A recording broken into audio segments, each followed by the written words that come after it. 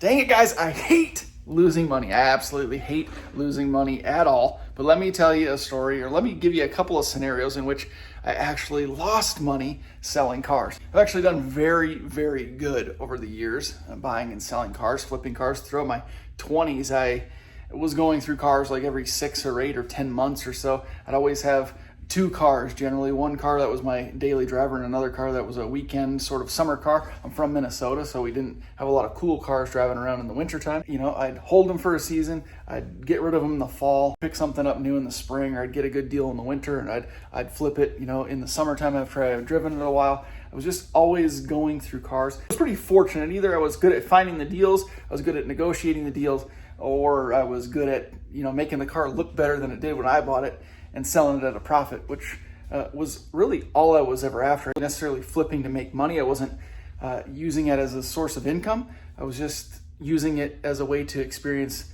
new vehicles and then, you know, move on to something else when I was ready. I just simply wanted to I wanted to sell a car for what I had bought it for, or what I had into it.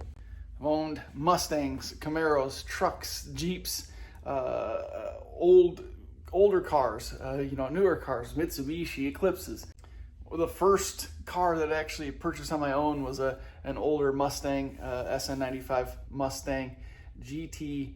I paid $4,000 for it. It was actually in decent shape. Found a great deal on a set of wheels. I actually had that one for quite a long time, 2 summers actually, one of the longest times I've owned a vehicle. Again, put a new set of wheels on it, found a decent deal, shined it up, made it look good.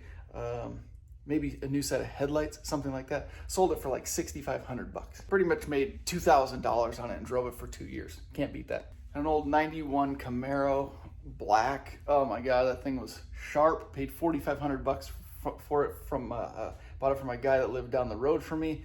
I saw it for sale in his driveway, made him an offer, took it up, drove that one for a year. Just did filters, shined it up, polished it up, made it look good.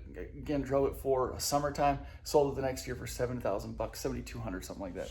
Crazy. There were, however, some cases that I actually lost money on over the years, and it hurts my heart, and I'm not sure what happened, but things do happen, and I don't know if it was an emotional situation or I wasn't into it anymore and I didn't make the right decision, but let me tell you about 3 times that I lost money selling cars. First one was actually not a summer car per se, or a fun car. It was a 1999 Jeep Cherokee, the old XJ. Loved it. I wanted a Jeep really, really bad. I think I traded a 96 Pontiac Grand Am GT, 5-speed, 2-door, pretty cool little car. I wish I could have that car now. It was a lot of fun. Anyway, traded that thing in for a 99 Cherokee, black as black could be, really good condition. I think it was relatively high miles, but all those Cherokees were or are. But anyway, I love that Cherokee. Drove it for 2 winters, probably, so 2 years. Well, 2 winters, 1 summer, so a year and a half, something like that. Anyway, I don't know what it was. I maybe wanted something different. I should have held on to it. I don't know, one of those situations, but I wanted a small truck. And I saw a Ford Ranger Edge. Cool, 4-wheel drive, lower miles. I needed a truck. We were kind of planning on getting a new place, so it just seemed practical at the time. There's no sense in buying a truck if it's not 4-wheel drive up north. So I traded the Jeep for that truck. I probably got, $2,500 less than what that Jeep was worth on trade-in, but that always happens on trade, and it drives me crazy. So it wasn't technically a sale of a vehicle that I lost money on, and I expected a loss, but that's one of the only situations where I've gone through a dealership. I try to avoid dealerships at all costs. Situation number 2, that was about 6 or 7 years ago now. I was born in the 80s, grew up in the 90s, so I love those old square body cars, the old Fox body Mustangs, the old Grand Nationals from the mid to late 80s, Monte Carlos, and the Oldsmobiles, the Cutlasses, the 442s. Love them. I always have. My dad had a 69 442, so there's a little bit of nostalgia in there with the nameplate. I wanted an Oldsmobile 442, 84, 85, 86. I wanted one really, really bad. I was living down in Charleston, found one in Savannah, Georgia. The guy was asking a decent price. It had been painted. It didn't have the original motor. Those motors were really slow, kind of garbage, mid-late 80 engines. Just, it didn't make a lot of power. That had a 1970 Rocket 350 put in it and a decent transmission. And I thought it was going to be a good deal. Actually, it was a good deal. It was a good deal. The price was decent. It wasn't outrageous. Had good tires, ran really good, sounded fantastic.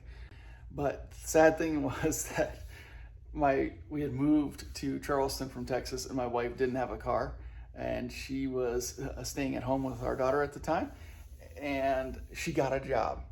So she had to drive the car. And if you've ever been to Charleston, South Carolina, traffic is outrageous. And she worked down by the water in Mount Pleasant, South Carolina. So it's 14 miles, but it took like 2 hours to drive to work in stop and go traffic. And she had to drive that 86 Oldsmobile 442 with a big 350 V8 in it. And I felt so bad for her. And it just came to a point where it wasn't practical for us, either of us. And so it was time to sell it. And although those cars are super cool and I love how they look, and there's a lot of people that do like them, there aren't that many people looking for that type of car. And I knew it. I'm sure I knew it, but I wanted it. And I wasn't thinking about resale at the time. It was a car that I was going to have. I thought about, putting some more money into it, really beefing up the engine or even doing a swap. And it just didn't turn out to work. It just didn't work out that way. Things didn't go as planned, obviously.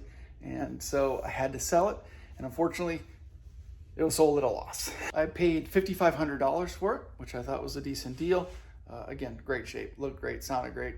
If you will have seen clips by now, I think at this point, if I haven't. I listed it at 55 because my goal was just to break even. I didn't put any money into it at all, other than the fuel that it just burned through like crazy. But anyway, listed at 55, sold it for 5. Guy from Atlanta drove up to Charleston, picked it up, put it on a trailer, and took it home. I loved that car. I was happy to have it for the 8 months that I had it, but it was a loss nonetheless. Getting harder and harder to find, obviously, in decent shape. So prices are around there, $55 to $8,500 for ones that are in really good shape. So I lost money on the sale, and the values are sort of staying the same or ticking up. Same with Jeep Cherokees. It's insane that 8 or 10 years ago, 12 years ago, they were worth $5,900, $6,500, and now if you try to find them, they got really high miles. They're either lifted like crazy or beat to hell, and they still want $6,000 for them. It's insane, the value of those Cherokees. And if I found one in decent shape right now, I'd probably pick it up and try to flip it.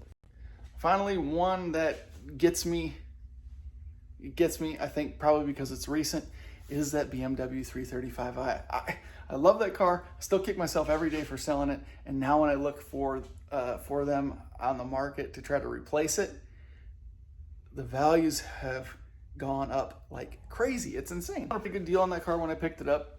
I didn't think I would sell it in less than a year, to be quite honest. But I did put some money into it. It was all documented on YouTube. If you guys have been following along, it was like $2,000 or $2,500, something like that.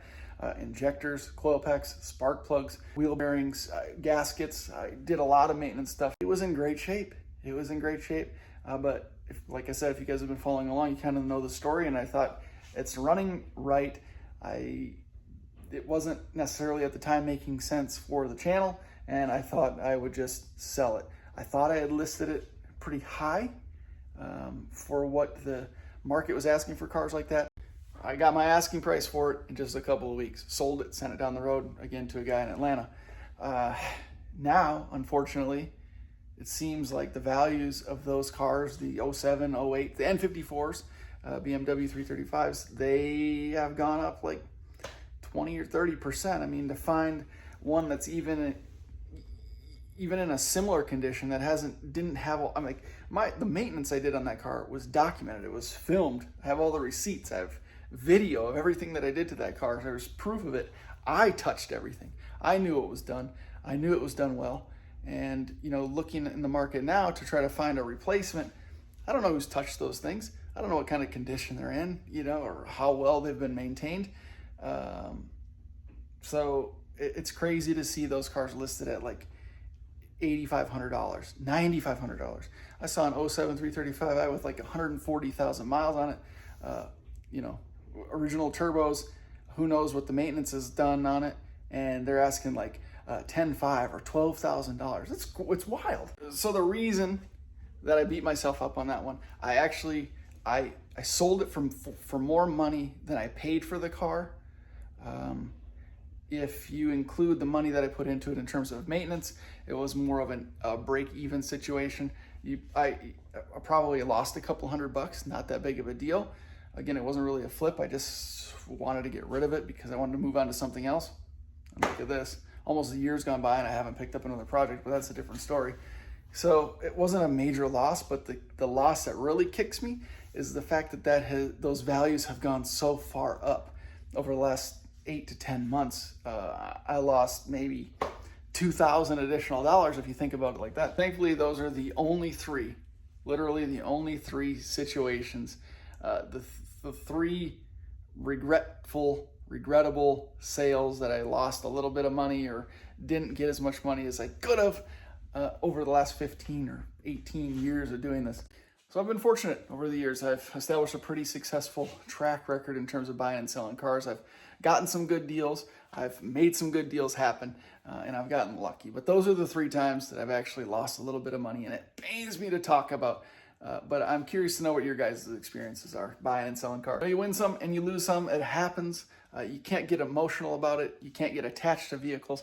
In my personal experience, or how the way I've kind of approached this is, I've tried not to develop an attachment for cars. I like to experience new things, try new cars, you know, buy them, mod them, drive them, enjoy them, and then get rid of them and try something else. Start the whole thing again.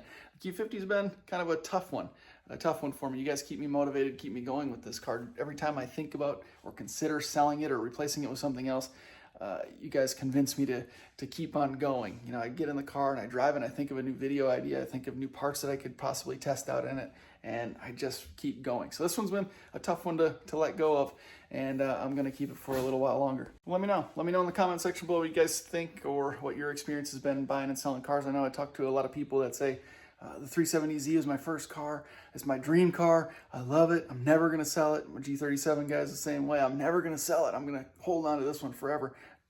Never say never. Things change. Situations arise. Decisions have to be made. But if you guys could do me a favor, let me know in the comment section below, and let me know the times that you've lost money selling cars so I don't feel quite so bad. Other than that, guys, I appreciate the continued support very, very much. As I said earlier, I just bought some more parts for the Q. They should be coming in soon, so I'm really looking forward to doing some testing and tuning and some research and development this summer. Summer 2021, it's going to be a good one. It's going to be a good one for Speed Culture Studios and the old Q50. Looking forward to it. Looking forward to having you guys follow along. Appreciate the continued support. Onward and upward, on and up. Speed Culture Studios, and for you guys. See you in the next one.